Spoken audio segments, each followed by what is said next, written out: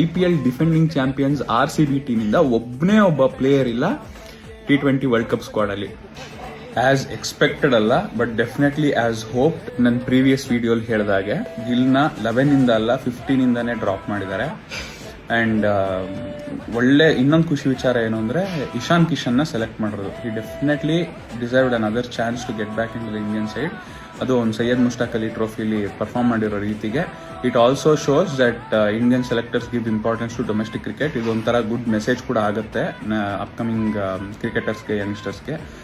But ಪಾಪ ಜಿತೇಶ್ ಶರ್ಮಾ ಏನ್ ತಪ್ಪು ಮಾಡಿದ್ದ, ಅವ್ನ ಅವಕಾಶನೇ ಫಸ್ಟ್ ಆಫ್ ಆಲ್ ಸಿಗ್ಲಿಲ್ಲ. ಅವ್ನು ಅಟ್ಲೀಸ್ಟ್ ಇಂಡಿಯನ್ ಟೀಮಲ್ಲಾದ್ರೂ ಇಲ್ಲದೆ ಇದ್ದಿದ್ರೆ ಅವನು SM80 ಅವಕಾಶ ಸಿಕ್ಕಿರೋದು ಅವ್ನ ಟ್ಯಾಲೆಂಟ್ನ ಪ್ರೂವ್ ಮಾಡ್ಕೊಳ್ಳೋಕ್ಕೆ.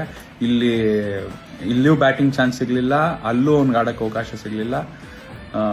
ಪಾಪ ಬ್ಯಾಡ್ ಲಕ್, ಏನು ಮಾಡೋಕ್ಕಾಗಲ್ಲ. ಇಂಡಿಯನ್ ಬೆಂಚ್ ಸ್ಟ್ರೆಂತ್ ಹೆಂಗಿದೆ, ಎಂತೆಂಥ ಟ್ಯಾಲೆಂಟೆಡ್ ಪ್ಲೇಯರ್ಸ್ಗೆ ಅವಕಾಶ ಸಿಗದೆ ಇರೋ ಚಾನ್ಸಸ್ ಇದೆ. ಎನಿವೆ, ಸೆಲೆಕ್ಟ್ ಆಗಿಲ್ದೇ ಇರೋ ಇಂಡಿಯನ್ ಪ್ಲೇಯರ್ಸ್ದು ಒಂದು 11 ಫಾರ್ಮ್ ಮಾಡಿದ್ರೆ ಹೇಗಿರುತ್ತೆ?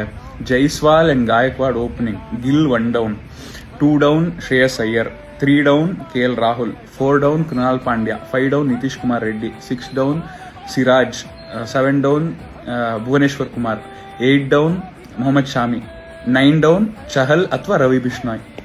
ಈವನ್ ಈ ಟೀಮಲ್ಲಿ ಕೂಡ ಜಿತೇಶ್ ಶರ್ಮಾ ಅಥವಾ ಗಿಲ್ಗೆ ಅವಕಾಶ ಸಿಗದೆ ಇರೋ ಚಾನ್ಸ್ ಇದೆ. ಹಂಗಿದೆ ಇಂಡಿಯನ್ ಬೆಂಚ್ ಅಂತ. ಐ ಮೀನ್, ಒಂದು wild dream.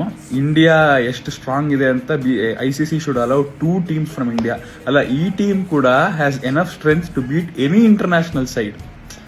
Amazing how T20 cricket has improved in India. IPL has played a huge role in this. ಆದ್ರೆ ಆಶ್ಚರ್ಯ ಏನಪ್ಪಾ ಅಂದ್ರೆ IPL ಡಿಫೆಂಡಿಂಗ್ ಚಾಂಪಿಯನ್ಸ್ RCB ಟೀಮಿಂದ ಒಬ್ಬನೇ ಒಬ್ಬ ಪ್ಲೇಯರ್ ಇಲ್ಲ T20 ವರ್ಲ್ಡ್ ಕಪ್ ಸ್ಕ್ವಾಡ್ ಅಲ್ಲಿ. 2024 ಅಲ್ಲಿ KKR were the defending champions IPL ಅಲ್ಲಿ. KKR ಇಂದನೂ ಒಬ್ಬ ಪ್ಲೇಯರ್ ಇಲ್ಲ. ಈ ಸಲ RCB ಇಂದ ಒಬ್ಬ ಪ್ಲೇಯರ್ ಇಲ್ಲ.